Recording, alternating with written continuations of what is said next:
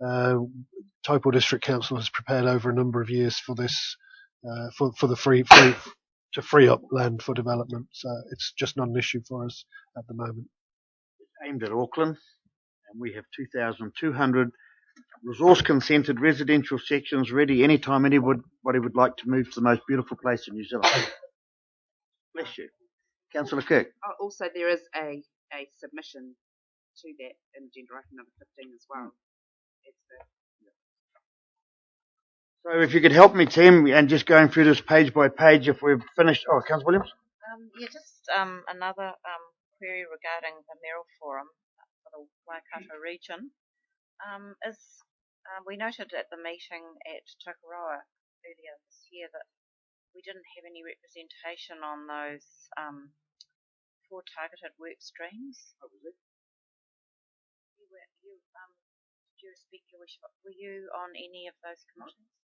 We didn't have any representation on those committees of those work streams, and I just wondered if there was some way we can get representation on those, because we don't have any of our mayor, our councillors, or our CEO on any of those. I do attend the mayoral forums.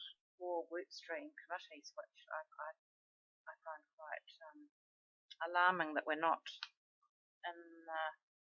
Councillor Williams, I don't know if they will allow councillors on it. I'll ask the question for you at the next mayoral forum. And if they do, I'll certainly nominate you. But driving to Hamilton to eat sausage rolls, there's only so many hours in a day. But I was definitely at the mayoral forum. But due respect, Your Worship, our region is not represented on those 4 targeted work streams. We have no representation on those committees of any of our members. Where do you think those committees are going to go? No, don't bother answering that. Well, if we're not there, we won't know. Councillor Williams raises an important point, because we're actually being asked, or soon to be asked, I believe, to contribute funding towards these work streams, and we are not represented on them. But I would suggest it raises a bigger issue of how we as a council and a district are engaging with and will be going forward with the major regional governance reforms that are likely to come pretty quick and fast after the election. And I would suggest that probably needs a bit more attention and focus than it's previously received.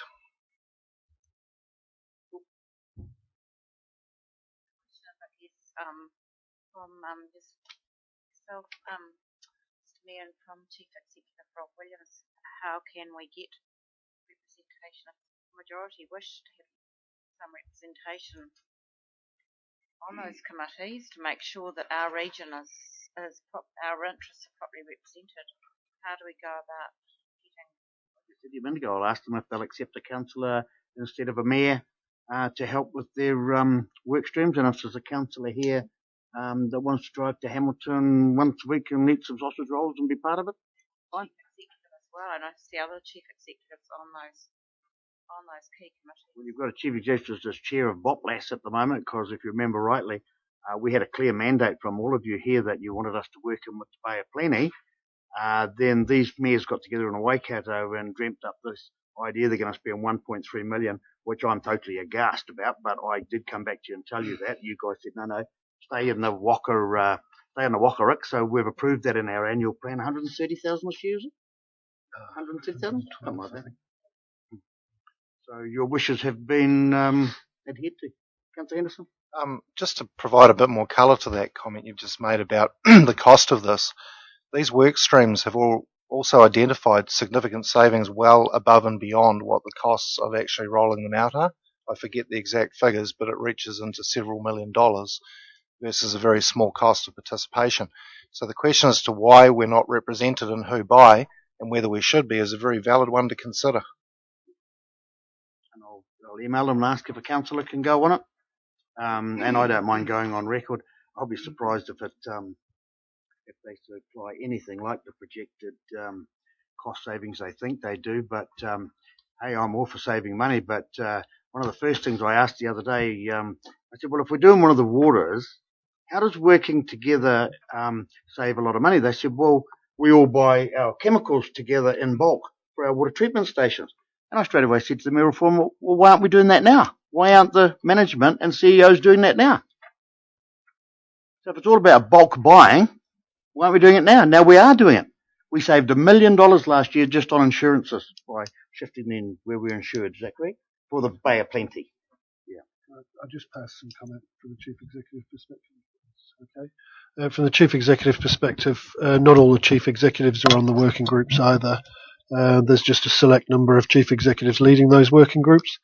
I'm reasonably comfortable that the Chief Executives representing the local government interests are doing a good job at reporting back as to what is actually happening.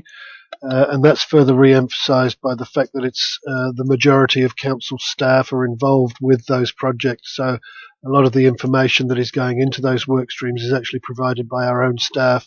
An example being that Mr. Lewis is involved with the RAG group in the Waikato. He's involved with the development of the roading work stream outcomes, and he's also involved in the Bay of Plenty technical advisory group. And that's one of the considerations we have in Taupo, is that we are having to deal with the dual responsibility that we have both in the Waikato and the Bay of Plenty. So our staff resources is tailored in both directions.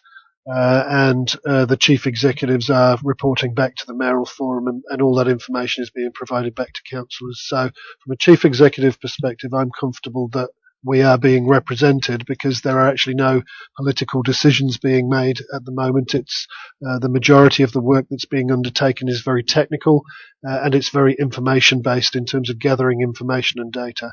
That may change in the future from my perspective as a chief executive in terms of what I would want to recommend to council. I can't speak from the political perspective. I'll send an email to Shuberko, and if he will allow a council representative. I do think they're actually winding down. I got an email, I haven't read it properly, I think you folk have got it. They were proposing a bigger meeting again at Karapiro, and I think now being put off till after the elections.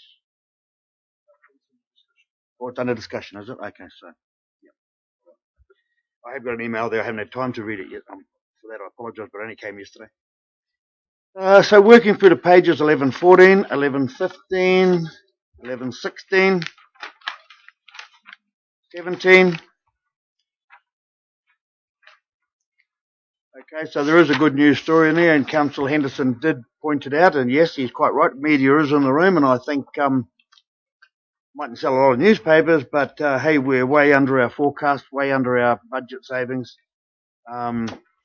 Investment returns are doing well. Interest costs are down.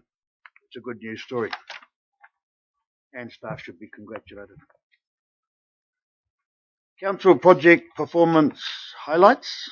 Any questions on that? 11/19. And of course, going through.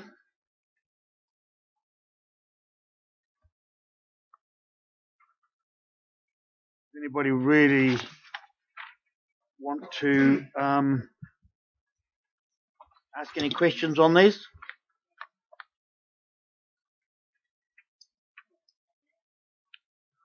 River Road Community Hall, I see you pointing to, is not being used. It was being used for a kindergarten for a while. I think you've got preschool. Nobody's using it at all. Just simply looking at the costs of owning it and keeping it there for no good reason. It's a very similar circumstance to the last triennium. Councillor Hickley, remember we had a hall at Waireki Village. It was a beautifully built hall, tongue and groove, tawa timber and all sorts of things, in total disrepair. We sold it for $1 to the school, and because it then belonged to the school got $1 million from the Education Board, and now it's a beautiful hall, and they let all the public use it. So we just want to investigate this one. It's just not being used. Nobody wants it, nobody loves it, but it's a lovely building. So where to from here? Work in progress. Anything else on our construction is now completed on Puihipi Road, Mr. Lewis? I thought there was a little bit more to go. But we've got some more to do next year, though, eh?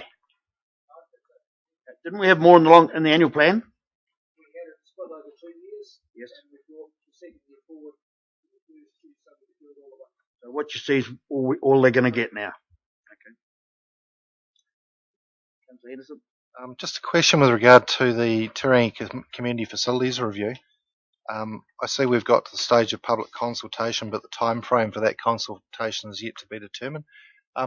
Could we just get a bit of feedback on what the process is going forward to take the results of that consultation?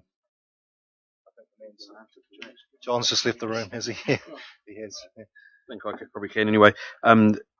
We will be looking at going out for a public consultation shortly. We're just looking at the process and how we do that and the timings for that, and we'll bring something back to you either through the next council agenda or informally through email in the next probably week or two.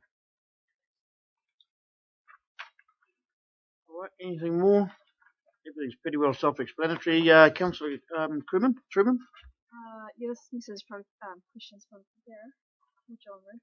I'm just looking at the beautiful pictures of Turangi, and I was just wondering, where did you get the turbine from? We got 2 turbines because yeah. Good question. We have got some gear which has been donated by Mighty River Power, and we're still working with the other power companies of the region to try and find some other leftover materials, but are still hunting that as we speak. Yeah, I thought Mangakino had a turbine that was from Mighty River Power, so I just thought it might have been donated too. Yeah, this isn't Mangakino's one, I can assure the councillor of that. Just checking, because I haven't seen our beautiful pictures yet for our You got your own turbines. Okay, was there anything more in the Chief Executive's report, please? So that's the wastewater plants. I'm sorry, Councillor Hickling. Can I just make a comment on these pretty pictures? 11/42. I see that Turangi is proposing a intercity bus station depot. Streets in front of Taupo. I mean, the cost of a one-off situation with a structure like that, compared with what they've got, they must have a lot of money in Turangi. I would venture to say that this is a dream child of a certain person. I'm not going to mention his name. I won't look into anything bloody like that. Am I right? Thank you, Councillor Henderson. Well, that's fine. Yeah, I think it's important to point out these are artists' impersonations, impressions and impersonations, but they're it's not really that flash. But if you actually have a look at what Turangi currently has, it's like a packing crate that the wind blows through. So I can see the photograph. All I'm saying, somewhere between the two, maybe is a happy balance. Well, I hope so. Yep. So there's a resolution at the start here that the Chief Executive's report for June 2013 be received. Councillor Williams, Councillor Kirk, all in favour? Aye. Moving now to agenda. Oh, I'm sorry, Councillor. Well, I'd just like to take the opportunity. To leave you behind. I'm sorry. I know, I'm just not quick enough for you, Your Worship. But I would like to take the opportunity to thank the Chief Executive and his staff for such a comprehensive report and format, and it's certainly easy to follow and read, and we really appreciate the work you've done to achieve it. Yeah, I'll just reiterate that, especially in regards to Turangi. It's great to have a Gantt chart here that's showing us like the whole timeline for stage 2 and 3, which I know seems to be finished or starting around October, which is great. And likewise for the AC bars.